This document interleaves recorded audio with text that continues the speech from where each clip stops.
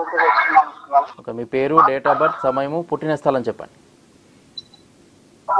నా పేరు కృష్ణ అండి. నేను పుట్టింది 18/9/1997 అండి. కృష్ణ అండి, ఒకసారి చెప్పమని date of birth. Krishna. Okay, date of birth చెప్పండి. 18/09/1997. మరొకసారి చెప్పండి. 18/9/1997.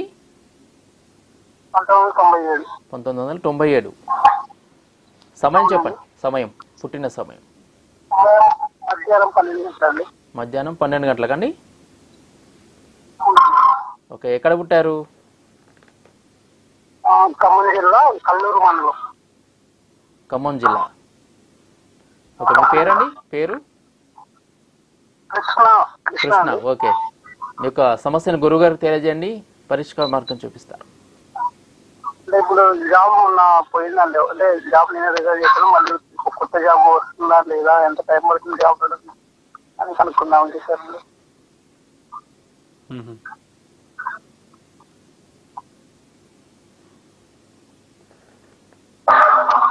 ప్రస్తుతం మీకు శుక్రుల్లో గురువు నడుస్తుందండి. ఏప్రిల్ నుంచి దశ మారుతోంది.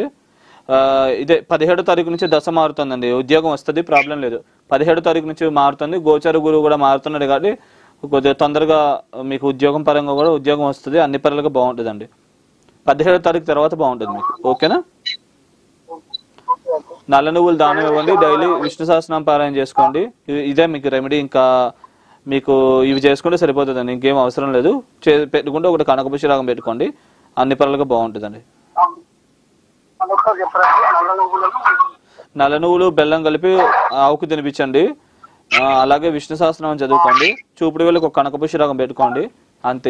ఈ 3 రెమెడీస్ చేసుకోండి, ఇంప్రూవ్మెంట్ వస్తుంది. ఓకేనా? ఓకే గురుగారు, రాసులకు సంబంధించి చెప్తా ఉన్నారు. తదుపరి మకరం తర్వాత వచ్చేసి అదే ఈ కొద్దిగా విద్యార్థులకు మార్కులు కొద్దిగా తగ్గే అవకాశం ఉందండి. అలాగే ఈ యొక్క 9వ స్థానాన్ని చూడడం వల్ల డబ్బు ఖర్చులు అధికంగా అవుతాయి. అలాగే కొద్దిగా ఇలాంటి చిన్న చిన్న సమస్యలు ఉన్నాయి. తీసుకునే నిర్ణయాల తడబాటు, మకరం మీద గురువు పాప దృష్టి ఉండడం వల్ల ఇట్లాంటి సమస్యలు ఉండే అవకాశం ఉంది. ఈ విషయాల్లో కొద్దిగా అప్రమత్తంగా ఉంటే మిగతా అంతా కూడా బాగుందండి. ఓకే గురుగారు.